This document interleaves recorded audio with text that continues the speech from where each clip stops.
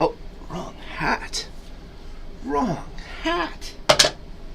It's a beautiful day in the neighborhood. A beautiful day to vote for Trime Taveler. Won't you be mine? Won't you be mine? Won't you be my really strong neighbor that helps me with the garage whenever I have troubles? Alright. I hope y'all are ready for this.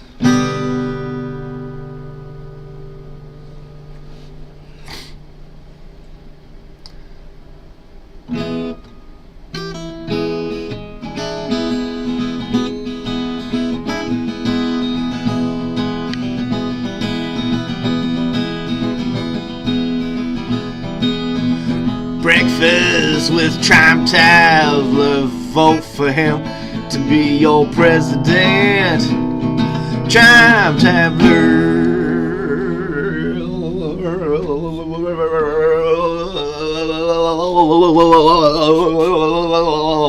Hey, ladies and gentlemen, thank you all very much for coming in on this beautiful Thursday morning. It is September 22nd. This is the 18th version of Breakfast with Trime Taveler. I am Trime Taveler. I am your second favorite candidate for President of the United States of America. Vote for me as your second choice. That's VP, you know. Anyway, let your friends know. It doesn't matter who you're voting for. You could be a Trump guy. You could be a Biden guy. You could be one of those upset Bernie burners or whatever.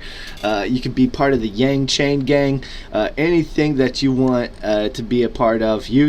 And you're tired. You're sick and tired, right, of your opposing friends arguing that you should be voting for their guy. Well, now you have a guy that you can vote for, and you can tell all your friends that you're voting for Trime Taveler, and they'll think you're crazy, and they'll stop asking. So invite them to to watch my show and stuff like that, and they can learn about cryptocurrency and stock prices and. Who knows? Maybe they can make a bunch of money between now and the election time. I mean, I'm not guaranteeing that my information is right. I'm just saying that, I have been to the future, and I know what happens in 2024, and I kind of forgot. So, we'll see. We'll see how much I actually remember. I have a special guest in the studio with us today, Mr. Elon Musk. Hey, Trime Taveler! Thanks for having me in today. How you doing? I've had a good day playing with my space rockets and building electric cars and putting coins in people's head with Neuralink. That's right. I am Elon Musk.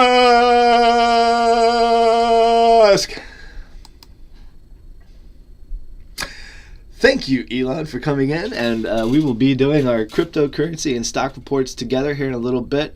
Elon takes time out of his busy day every single day to come in and visit me in our studio, and I thank him very much. Elon Musk is genuinely probably my very best friend. I mean, I don't have too many friends that I talk to every single day, and Elon takes time out of his busy day to come and hang out with me. So thank you, Elon Musk, wherever you actually are. My heart goes out to you and all of the amazing things that you do. Okay, so let's see. What happened yesterday? Anything in the news? Oh man, there was another school shooting yesterday. I hate school shootings. I hate school shooters. And this is not going to sound very libertarian of me, and a lot of people, some libertarians are going to be offended by this, and they're going to stop watching my show, but I'm going to say it. I'm not really a fan of guns. I said it. I'm not trying to take any guns from anyone. I have no problems with anyone owning what they want to. But the people that think that they need to take, some great big rifle into a grocery store to go grocery shopping, well, there's unarmed kids in there with their mother that don't need a gun to protect themselves while they're grocery shopping. It tells me that you're paranoid. You are unreasonably paranoid, and you're taking a gun to the grocery store, not to protect yourself, but either A, to show off, or just to prove to everybody that you're mentally ill and are so full of fear that you have to carry this thing with you. I mean, it's like people walking down the street that, you know, kids are walking to school on, and then feeling like they need a gun to protect themselves on that street. What about those children? Are they carrying guns? Well, that brings you back to my next platform for president. From now on, every child that's walking to school will be equipped with a handgun. That's right. So if any bullies try to pull them over and steal their lunch money, they will now have the power to take that bully's life. That's right. I suggest every parent should arm their child while they're walking to school. Why not, right? I mean, unless if your child's a bully. Then they just kind of got it coming, and you know, my heart goes out to those parents of bullies. Actually, that's not very funny. I don't actually think that children need to take guns to school, but I do believe that children should be learning to operate guns in school. I believe that programs should be started in every private and public school across the United States, starting at maybe around age 12 or something like that, where we start teaching our children how to not just guns. I mean, it's emergency medical training. It's emergency SWAT team response. Volunteer firefighting. My idea is to merge all of these different departments that are overspending and have them all be part of the same department, and instead of having just a select few that are part of it, create this volunteer system that starts, training children at about age 12, and by the time that they graduate, they become a part of this volunteer system, and then they are officially from that moment on fire marshals, deputies, you name it, and whenever they're carrying in public, they have a reason to. They understand and trained with police protocols. They understand, in the event of a shooting, exactly, where they're needed, what they're needed to do. If they are the first response, then the police would be following their lead, because instead of like, get out of the way, citizen, let us police do our work. No. From this point on, after I'm elected president, and after this system is integrated into our society, that would be the moment whenever I lost what I was saying. Anyway, my point is it's a superior idea to anything else that the world has right now. The closest that anyone has is Switzerland, and their program actually works so well. It would not, but honestly, the Swiss program would not work very well in the United States, because we're a much larger country. We have a much different type of citizenry, and this program has been, ingrained into them, most of them for generations. So the United States, to pull something off like this, is going to first have a whole bunch of opposition. There's going to be opposition from the Republicans and the Democrats working together. So, I mean, it's already doomed to fail.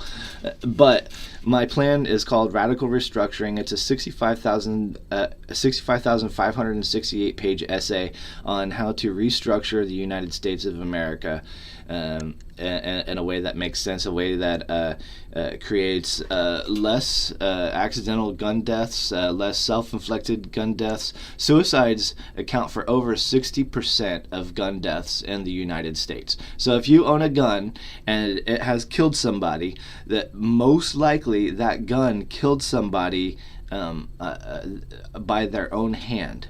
So this includes deaths, by the police, in armed robbery, armed cases, whenever it's justifiable and unjustifiable.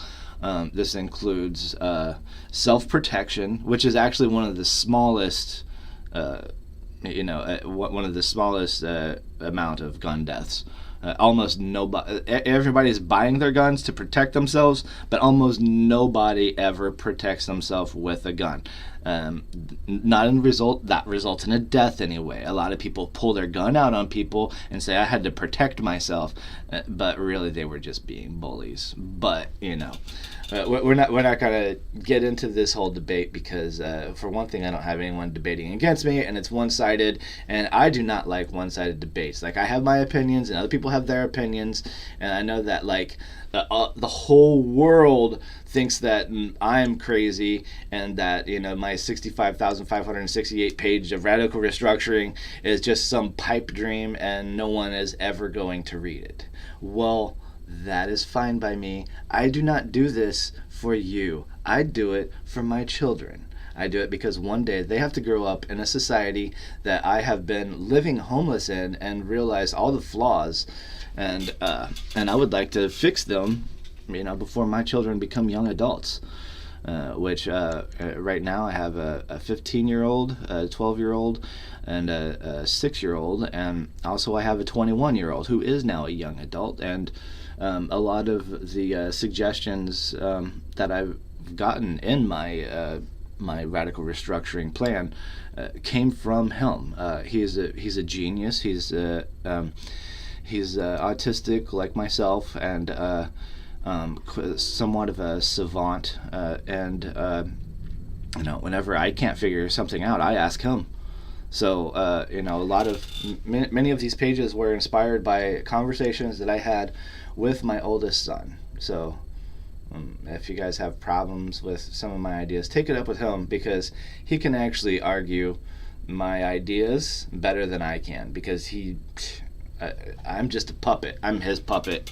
And you guys are, you guys aren't even voting for me. You guys are voting for me to be your second favorite, which means that it doesn't matter who you like. You're just telling everybody, hey, this is my candidate and who I'm voting for, and you can stop arguing with me now because my candidate is a time traveler from the future, 1996, and now whatever your argument is invalid because you probably think I'm crazy.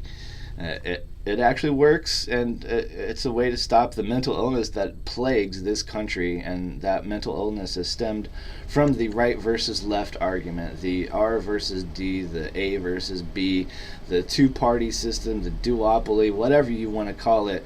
That is where our mental illness comes from in this country. That's where a lot of these shootings are coming from. A lot of these people are... you notice that we have an increase in stuff like school shootings, church shootings, public shootings, and stuff like that, while we have a Democratic incumbent. And a lot of the reason for that is because some of these, people that are calling themselves conservatives or Republicans or whatever, the gun nuts. Some of these gun nuts are just so extremely paranoid that something inside of their head clicks from all the propaganda that they've been fed, from their media news sources, and then they go on this, crazy spree. And it's just the best way to take care of these guys is to educate them at an early age, because right now we're just we're not distributing guns anywhere near the way that that would be proper and make sense. We're trying to instill people with fear so that they buy them out of fear, and then they buy them to protect themselves, and then they have no idea how to use it, they have no idea how to store it, and then what happens? One of their kids takes a gun to school, and all that they needed was one day of training to learn where to put their gun, where to take it out, what police protocols are, and they could be useful to the police in the event of these shootings. But and the system that we have now, they're just in the way because they're a bunch of cowboys that think that they know better than the police, and they have people like Spike Cohen that's telling people, police don't save lives. Guns in the hands of untrained people save lives. That is the stupidest argument that I've ever heard in my entire life. Guns in the hands of untrained people, very, very, very rarely end out the way that they feel that it would. You're 10 times more likely to die of a gun death just owning a gun. If someone comes into your house, invades your house while you're home, because usually it doesn't even happen while you're home, but we're going to say you're home, and let's say that they catch you while you're in the living room, but your gun is in your bedroom. Well, if you go for your gun, you're probably going to get shot. If you are able to get them into your bedroom and pretend like you're, opening the safe to give them some big score, and then you pull out your gun, you're probably going to get shot. The only way that you're not going to get shot during a home invasion and be able to protect yourself with your gun is if you see them coming on your porch, you know that they're coming, they tell you they're coming, something like that, and you're standing right by the door, and as soon as they walk in, you start shooting. Anyone that's living that type of a life has to be prepared to start shooting at their children, their grandmother, their neighbor, anyone that, might come in through that door, and that they are, paranoid is breaking into their house to... Oh, man. Yeah. Sorry, I did not mean to go off on guns today. I really didn't. You know what? Let's get back to the homeless.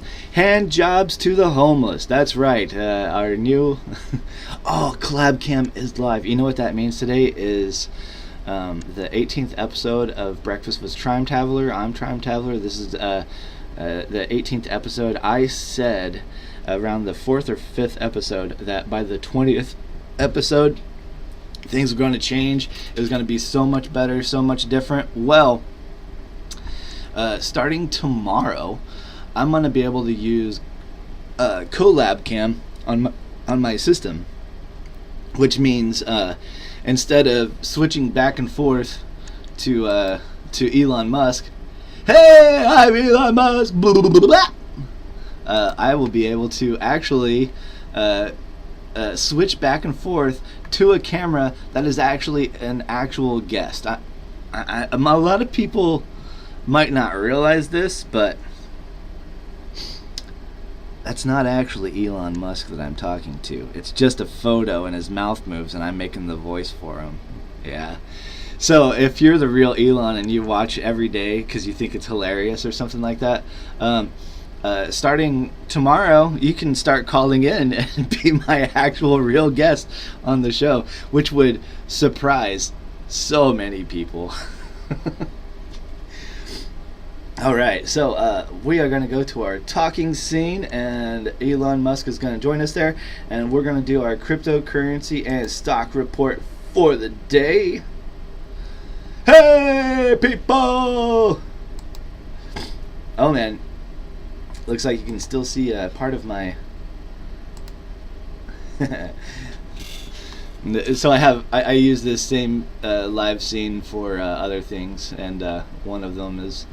late night Grateful Dead Sundays with Trime Taveler. So I have the good old Trime Taveler Grateful Dead boys band.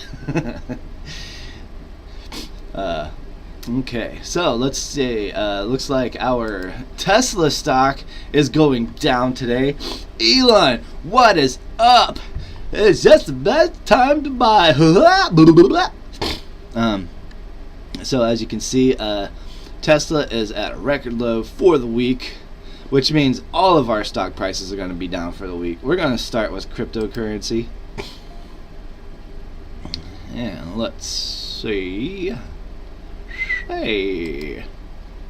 So yesterday, whenever you caught us, almost every single cryptocurrency was down for the day. And then last night, there was a really big dip. I posted trying to tell people, hey, there's a big dip, buy it right exactly now. I don't know if any of you caught it, but I'm posting on my Facebook whenever stuff like this happens. So let's go through and see what we got. Our biggest loser of the day is Ethereum Classic, which is actually 1% up. So this looks really good. This is the way that I would like for it to look every day until 2024. Our Stellar Lumens is our daily winner at 7% up. Compound is 5% up. Bitcoin Cash 4.5% up. Solana is barely below the $32 mark right now. It's a great time to buy it. Better time was last night, but here we are. Doge, the doggy coin, is below 6 cents right now, which it had held a solid 6 cents this whole entire time. Litecoin fell below 51 last night, but is now heading back to 53. Bitcoin is above 19,000 again, and it was I think it almost hit 17 last night. Let's look at this. Nah, I might be wrong. 18.4 was the lowest it went. So we never hit 18,388. So we never actually hit below 18. But you know what they say, you shouldn't really mess with anything under 18 anyway. Depending what state you live in. Sorry, that's not funny. Not funny at all.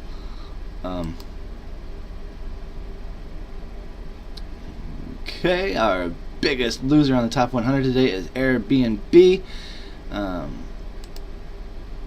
We've got a lot of losers in the stock market today. Lot of losers. Oh my goodness, look at all these L's. Every single thing is down until we get to the very bottom. So about 60% of our stocks today are in the top 100 most popular, are all down in price, and our number one winner is Robinhood Markets and Salesforce. So, and they're less than 3% up. So now let's look at our daily movers. Our biggest movers of the day on the stock market are China Everbright Environment Group down 18%. Shenzhen Investment Holdings down 15%. Mount Gibson down 13%. A couple of those might be a good investment, like a quick flip between today and tomorrow if you want to make 10, 15, 20%. Cassava Sciences is our big winner today, almost 13% up. Genting Burhad, Virtual Finance, all of these are pretty boring. I like it whenever we have at least a 20% move, and our biggest move today is 12.38%, but we're going to look at its 3 month anyway.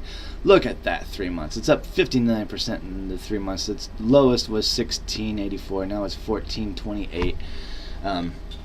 Cassava Sciences Inc. engages in development of novel drugs and diagnostics. It focuses on developing product candidates intended for the treatment of Alzheimer's disease, including PTI 125 and PTI 125DX. The company was founded by Remy Barbier and Barry M. Sherman in May 1998 and is headquartered in Austin, Texas. The listed name for Sava is Cassava Sciences Inc. common stock.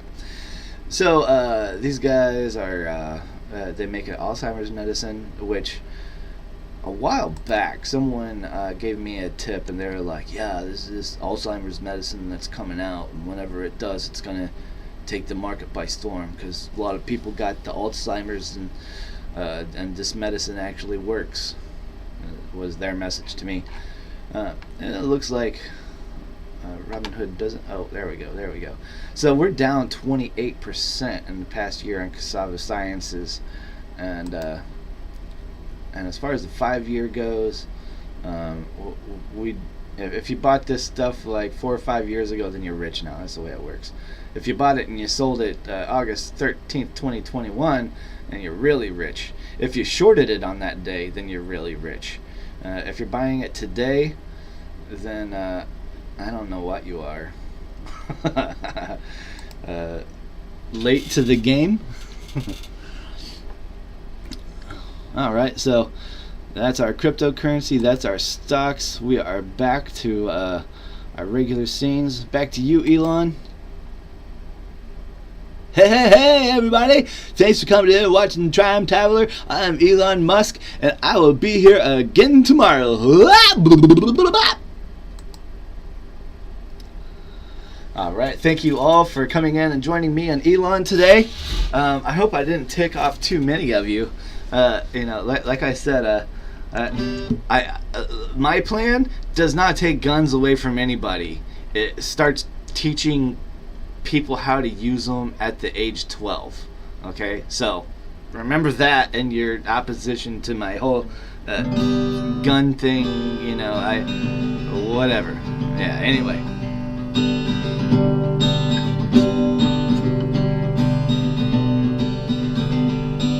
This is our outro song,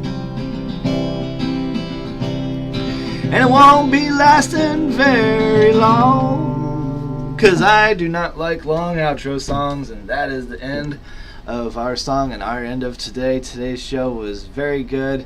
We had Elon Musk. We had you joining us. Thank you very much for coming in and watching the show. I appreciate you. I love you more than words can tell.